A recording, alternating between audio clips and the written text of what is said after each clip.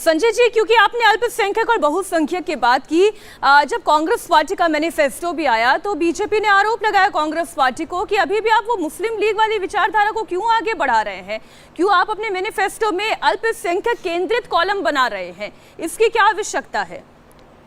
इस बात में कितना दम लगता है आपको? वो एक पक्ष है, लेकिन पूरे में घोषणा पत्र की बात करूं तो 25-30 सालों से घोषणा पत्र लोग बना रहे हैं और हर घोषणा पत्र बाद में जाकर के डस्टबिन में पड़ा रह जाता है। पिछले 2 इलेक्शन का घोषणा पत्र कहां है, इसको भी चेक करना चाहिए। वो घोषणा पत्र तो आपकी घोषणाओं पर अब भरोसा नहीं रह गया। आप हर इलेक्शन पे, हर चुनाव पे कुछ नया एक शब्द इजाद करते हैं और उसके साथ खेलना चाहते हैं। मुझे जहां तक याद आ रहा है कि 2019 में भी न्याय के नाम से आपने कुछ कहा था कि 600 रुपए देंगे हम सभी लोगों को, कुछ इस तरह 6000 या 600 रुपए देने का प्लान था। लोगों ने रिजेक्ट कर दिया। पता नहीं, शायद आपकी घोषणाओं में जो एक होना चाहिए, एक दम होना चाहिए, वो दम नहीं है, या फिर आपकी जो वो है क्रेडिबिलिटी है वो इतनी खत्म हो चुकी है कि आपकी बातों में भरोसा नहीं है। तो अल्पसंख्यक और मुस्लिम लीग और ये सारी बातें तो हैं ही, ओवरऑल इन मैनिफेस्टोज का अब कोई अर्थ नहीं रह गया जो बातें कही जा रही। अच्छा, इस मैनिफेस्टो का अर्थ तब है जब लोग आपको वोट देंगे, आप सरकार में आएंगे। आप सरकार में आ नहीं रहे, अब बड़ी मुश्किल से 30-40 MP ला पाएंगे, तो उसके बाद आप बिना वजह आप अपनी स्टेशनरी बर्बाद कर रहे हैं। लेकिन संजय जी, आपने तो पहले से ही कह दिया 30-40 सीटें ला पाएंगे, स्टेशनरी बर्बाद कर रहे हैं। राहुल गांधी तो ये कह रहे हैं कि हम मेहनत कर रहे हैं और लोगों के मन में कांग्रेस पार्टी के प्रति और विश्वास जाग रहा है। आप खुद कह रहे हैं कि कांग्रेस पार्टी में अच्छा काम करने वाले लोग भी हैं, आपने भी लगातार काम किया, लेकिन वो एक्नॉलेजमेंट नहीं हो पा रहा है। वो एक्नॉलेजमेंट हो सकता है, राहुल गांधी भी तो मेहनत कर रहे हैं, वो भी तो शहर शहर घूम रहे हैं, पद यात्रा कर रहे हैं, न्याय यात्रा निकाल रहे हैं। अब जनता एक्नॉलेज नहीं कर रही है, तो इसमें राहुल गांधी का क्या कसूर है? हाँ, मैं इसका एक एस्पेक्ट बताना चाहूँगा। राहुल जी को अक्सर हम देखते हैं कि ट्रक ड्राइवरों के साथ मीटिंग कर रहे हैं, कूली लोगों से मिलने जा रहे हैं, कारपेंटर लोगों से मिलने जा रहे हैं, बहुत अच्छी बात है। लेकिन जरा उनसे पूछिए कि पिछले 2 वर्षों में अलग अलग राज्यों के कितने नेताओं के साथ खुल करके उन्होंने बातें की है, मिली हैं और चर्चा की। उनके पास अपने पार्टी के नेताओं से मिलने, चर्चा करने का वक्त नहीं है। लेकिन YouTube का एक वीडियो बनाने के लिए खेत में जाके धान की खेती करने का फुर्सत है, तो भाई आप धान की खेती कर लीजिए, नेतागिरी छोड़ दीजिए।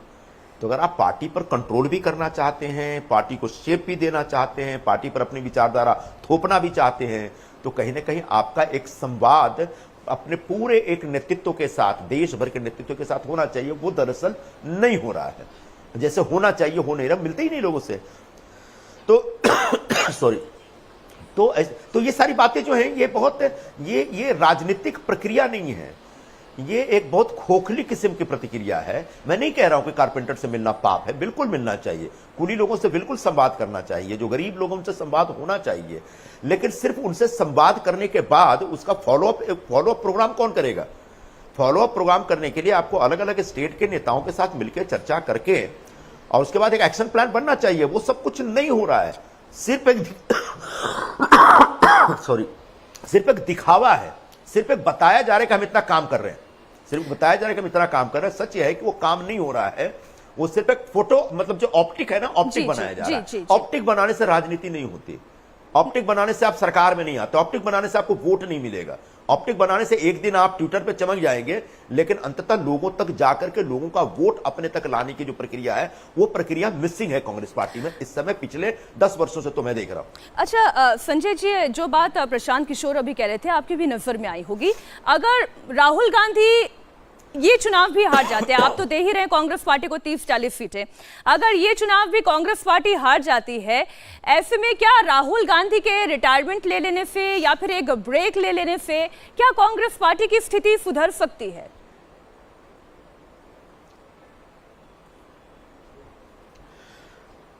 मुझे लगता तब भी सुधरेगी, इसलिए कि ये चले भी जाएंगे, छोड़ भी दिया इनने, रिटायर भी हो गए, तो भी है कौन पार्टी चलाने वाला? वहां दिल्ली में जो नेतृत्व आपने तैयार कर रखा है, वो सिर्फ राज्यसभा के लिए तपस्या कर रहे हैं।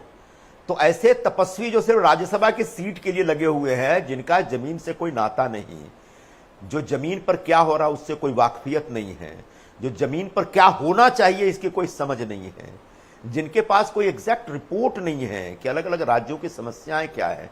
परसों मैं प्रियंका जी का भाषण सुन रहा था, वो पेपर लीक के ऊपर राजस्थान जयपुर में बोल रही थी। अशोक गहलोत की सरकार का सबसे बड़ा जो पाप था वो पेपर लीक था। 70 बार पेपर लीक हुए थे।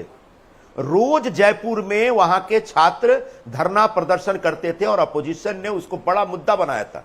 शायद उसी में सरकार चली गई और उसके बाद आप जयपुर में ही जाके पेपर लीक की बात कर रहे हैं। तो हाँ, आप यूपी में ही पेपर लीक हुआ है, गुजरात में भी हुआ, वहां जाके बोलते हैं तो आप अपोजिशन की सरकार पर अटैक कर रहे हैं। लेकिन आप तो अपनी ही सरकार की जो गलतियां हैं उसको उजागर कर रहे हैं सरकार जाने के बाद भी। तो इस प्रकार की बड़ा इरेलेवेंट सी और बड़ा असंतुलित किस्म सी बातें और काम हो रहे हैं, वो उससे लोग कनेक्ट नहीं कर पाते हैं। तो कंप्लीट डिस्कनेक्ट है कांग्रेस का और जनता का, नेताओं का और लोगों के इश्यूज का। डिस्कनेक्ट और डिस्कनेक्ट करना चाहिए। मैं लड़की हूं और लड़ सकती हूं, इतना बड़ा नारा दिया गया और उसके बाद क्या हुआ, 7 एमएलए से घट के 2 हो गए। मेरा हंसना हो सकता है ये अच्छा नहीं लगेगा, आप तो देखिए पॉलिटिकल फेस है, आप हंस सकते हैं, लेकिन संजय जी अगर मैं आपसे पूछूं कि कांग्रेस पार्टी का रिवाइवल प्लान क्या हो सकता है, या मैं प्रशांत किशोर की ही भाषा में पूछूं री इनकारनेशन कांग्रेस पार्टी का कैसे हो सकता है?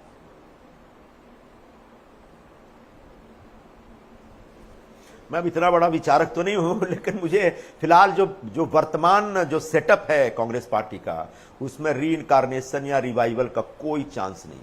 और जो लोग बेचारे आज भी किसी उम्मीद में कांग्रेस में बैठे हैं, उन सबसे मैं बोलूंगा कि जब मेरे जैसे व्यक्ति की कोई पूछ या एक्नॉलेजमेंट या रिकॉग्निशन नहीं है तो आप लोगों का कुछ नहीं होने वाला है। जितना जल्दी हो निकलिए, या तो राजनीति छोड़ दीजिए या कहीं और किसी और प्लेटफॉर्म पे जाकर के आप जो समाज सेवा का काम करना चाहता है किसी राजनीतिक पार्टी के जरिए वहां करिए, लेकिन कांग्रेस में अपना समय बर्बाद मत करिए। हाँ, जिन 10-20 लोगों को राज्यसभा की एक उम्मीद लगी हुई है, राज्यसभा के लिए तपस्या कर रहे हैं, उन सबको वहां पर रहने दीजिए। बाकी अगर आप जमीन पे उतर करके जमीनी स्तर पर लोगों की सेवा करना चाहते हैं, लोगों का काम करना चाहते हैं और लोगों के इश्यूज पर आप आंदोलन करना चाहते हैं, तो कांग्रेस पार्टी वो मंच नहीं रहा।